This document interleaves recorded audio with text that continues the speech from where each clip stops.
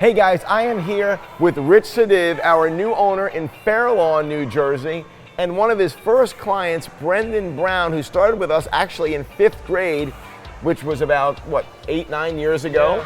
and then one of Rich's first young athlete clients when he was in 7th grade.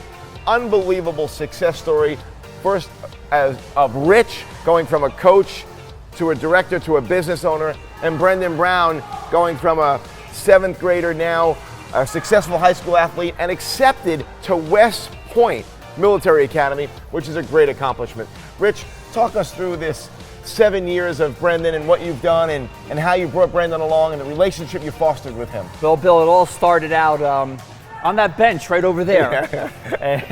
And Brendan was a young athlete, and I'll never forget this. He was doing a bench session, and he was benching, probably the first time you've ever benched, and the bar is going all over the place. So I got some chalk, put it all across the bar, and I said, I want you to make a line on your torso in the same spot with the bar every single time. Needless to say, after the first set, his whole shirt was covered in chalk. And Brendan said to me, hey, this is a brand new Under Armour shirt. I don't think my parents are going to be too happy about this. I love it. But needless to say, it's been a great journey. Dedication, discipline, following a plan, never accepting anything but the best. The bar has always been right here. Yeah. Hey, Rich, one of the things that you do so well and why you're so successful and Fair Lawn is just on this tremendous upswing because of the discipline you instill, because of your approach to your athletes and to your staff. You say a certain time, you're there a certain time. The level of accountability is extremely high. Brendan, talk to us about your experience with Rich here at the Speed School and all the coaches and how did it help you get to be accepted to the United States Military Academy? Oh, well, originally I came in here looking to help myself play football. I wanted to be a starter. I wanted to get on the team. And I made that goal my first year with Rich. After 7th grade, I finally made my football team. I got to play that year and I had a lot of fun. But it was after the first year that I realized, the only thing just as much fun as playing football is training in here and training for football. And it kind of took that from a point of let's train for football to a point of let's train, let's train to compete, let's power lift, let's go to competitions.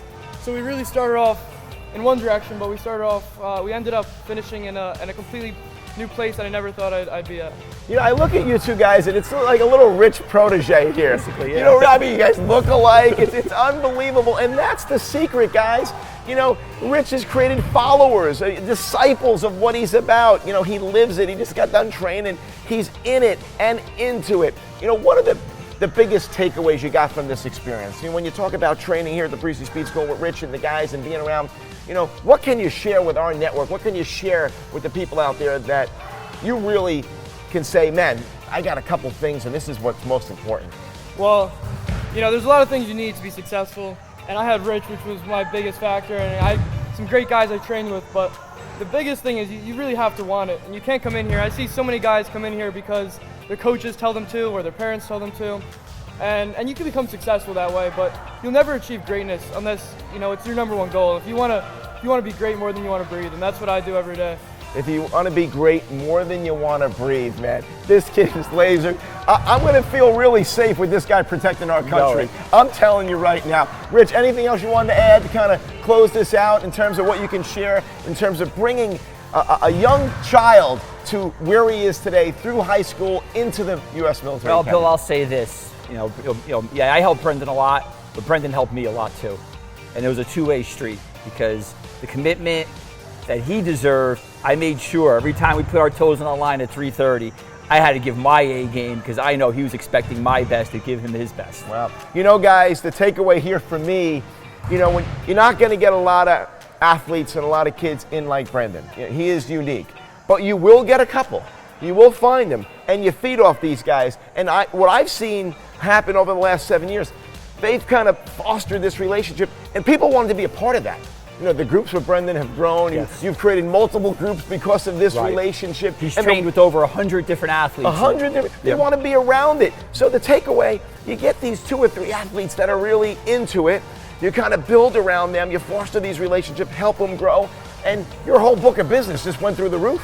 Absolutely. It went through the roof to a point. Now he owns the place. Hey, this is unbelievable. Thank you for your Mr. time. Priestley. Congratulations. Rich, Thank you. you're the man. Appreciate it. Awesome.